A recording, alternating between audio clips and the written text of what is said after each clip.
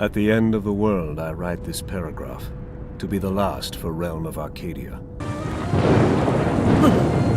Is it really you, Mesmeroth's old friend? The new Fable is supposed to be released maybe next year, and I can really barely wait.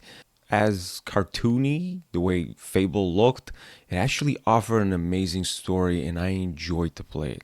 It's on the list of one of those really great action RPGs, and if you are just as eager as me for Fable, well, in that case, Oceanhorn 2 Knights of the Lost Realm is something to keep you occupied for at least about 20 hours until the AAA game is released next year. Cartoony like Legend of Zelda graphics, check. Linear, great written story with nice voice acting and surprisingly quite relaxing soundtrack, checked. Let me tell you, in most games, I'm just used to turning my music down or at least barely hearable in the background. But here, I think they did a really great job with relaxing, soothing, and entertaining music that only kicks in at the right time when the action starts. It's in tune with the gameplay and it wasn't obnoxious as you might have expected for a low budget game. Fun, goofy like games like this make me feel good when I'm playing them. It's just, I guess mainly because it's supposed to make you feel good and it doesn't punish you. Now, lots of times when we play games, we kind of don't have that on our list. We kind of forget it, right? Because you're playing Elden Ring, which is a triple A, and you're supposed to die a million times. And then you play Remnant 2, and you're not supposed to die a million times, but you die anyways. Games that just punish you, either by having bad mechanics or just level design that isn't really thought out. Like the way it is in Remnant 2, actually. Here, it's refreshing. The game almost lets you win and there's nothing wrong with it. In fact, I enjoy when I find something like this. The story, just like the gameplay, linear and it really continues every 5 minutes after you defeat a couple of guys. You get lots and lots of cutscenes, which is good. They also added a bunch of companions to not make you feel alone in the single player adventure and just help you continue the quest, the story, maybe even be there for the fighting, even though I have to admit they're kind of useless when it comes to fighting. You need to do that by yourself, but hey, companions are useless in Remnant too, so don't get me started. At least this isn't a AAA. The map is quite big for such a small game. I think when I installed it had around 20 gigabytes of space, which, I mean, if this was Call of Duty, it would have had 200 gigabytes. You can revisit areas that you've been at. I didn't do it. I guess the game would have been 30, 40, maybe even 50 hours in length if I have. I just went and I kind of passed through all the areas one time as the story took me, and that was it. Reminded me of Fable. In Fable, you also have the opportunity to come back to areas that you've been at if you want to. If not, just kind of stick with the main plot, and that's it. That's exactly what I did here. The game is not without its flaws because it's an indie game and it's kind of supposed to, right?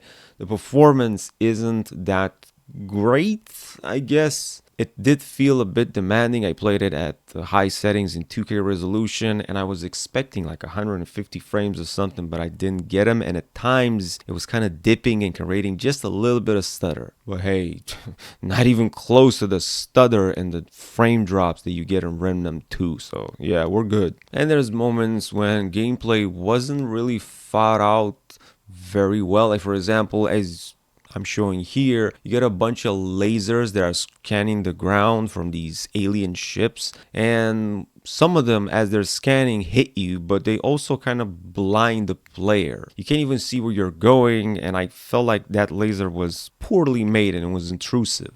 It's shining directly in your face like that in the monitor kind of made for a bad experience.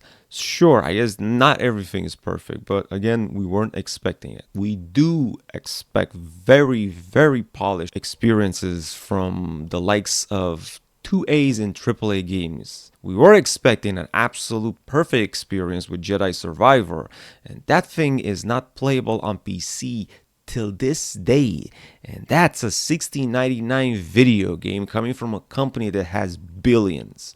So if this has a couple of flaws here and there, hey man, I'm good. No complaints. I didn't play the first one. I just picked up this one as it came out. And Oceanhorn 2 for me was a nice surprise. Among all these broken, very heavy first class games that have been released lately, and most of them have been a disappointment, this is something that I would actually recommend over those. It's for children, but for adults alike, because I'm an adult and I enjoyed it. But I will let my kids play this as well. It has a couple of puzzles, but not too confusing. It's fun, it's linear, it has good story. Map is pretty big and average around 20 hours of gameplay, which, so I guess you get your money's worth.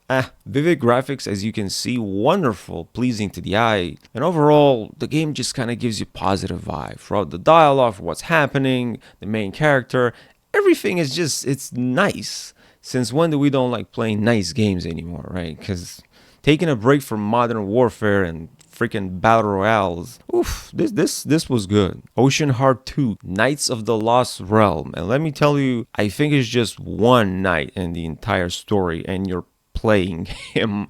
I don't know why they say knights. I guess the old guy, he's your master, and he was once upon a time a knight.